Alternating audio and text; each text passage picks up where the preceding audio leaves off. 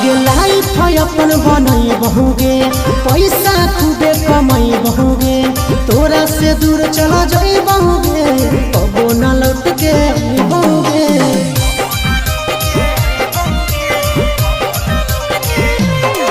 आगे लाइफ अपन बनई बहुगे, पैसा खूबे कमाई बहुगे, तोरा से दूर चला जाई बहुगे,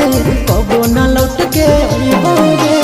सागर बेदर्दी से बले धीनत तोड़ गे, यही अखिया में लोर गे, अब नहीं तो तोड़ गे, जहियो छोड़ी कमाए लगे लोर गे, देही अखिया में लोर गे,